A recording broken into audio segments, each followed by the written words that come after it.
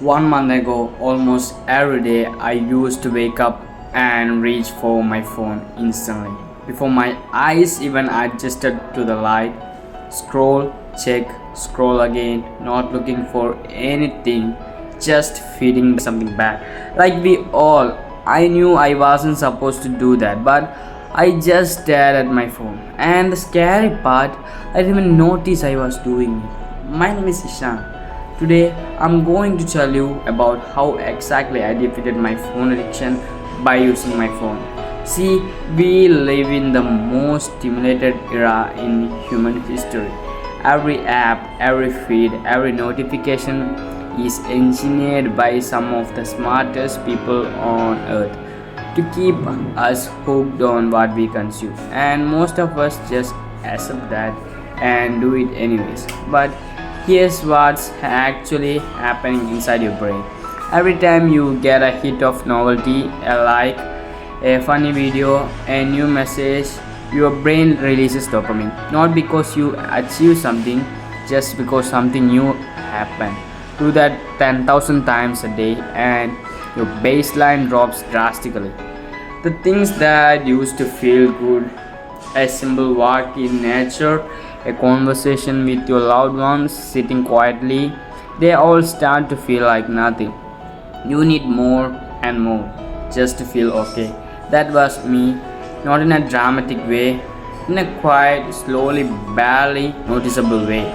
I wasn't addicted to anything, I was just dull and I couldn't focus, especially for the kind of deep work that actually moves your life forward. So I made a decision.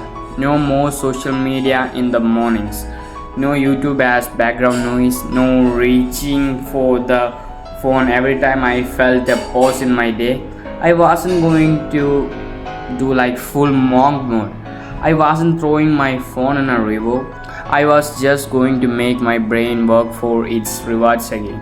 The first few days were strange, not hard in the way I expected, just uncomfortable. I'd sit down to work and within 5 minutes feel this pull, this itch, like my brain was looking for a door that wasn't there. So I started paying attention to when the urge hit.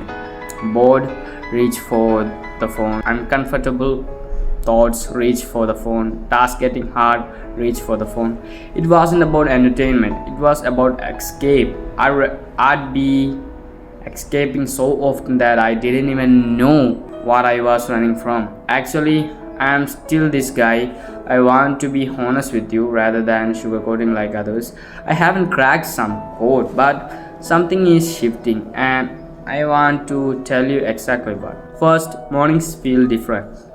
There's this window now before the noise starts where my mind is actually mine. I didn't know I'd been giving it away every single day before I even go out of bed.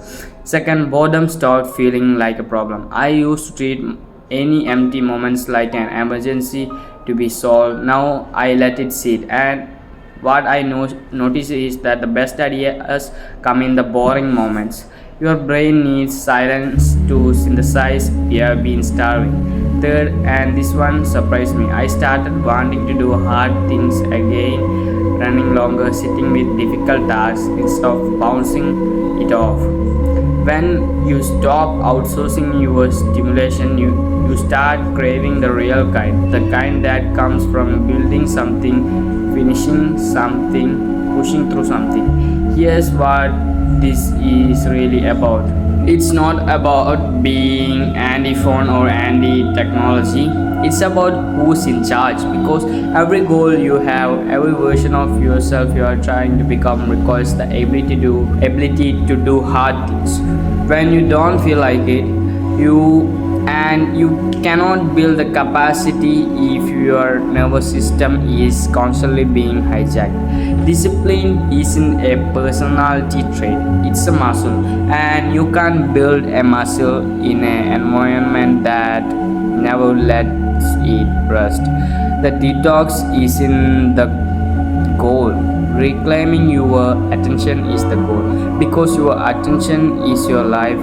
Wherever it goes, that's where you are going. And let me tell you something, I didn't stop using. I did use it, but only for good purposes like editing, content creation, for outreaching, and for academic purposes. Also, I deleted my Instagram and hide my WhatsApp and YouTube. And due to the reason that we need YouTube for education purposes, I started using an app called SteadyTube. I don't know where this ends yet, but I know what it feels like to be present in my own life again. And I know the difference between doing something because I choose and doing it because an algorithm decided I should. If you have been feeling scattered and motivated, like you know what to do but can't make yourself do it, it might not be a willpower problem, it might be a signal problem. Start small. One morning, just don't use your phone. See what your brain does when you stop feeding it noise. You might be surprised what's still in there.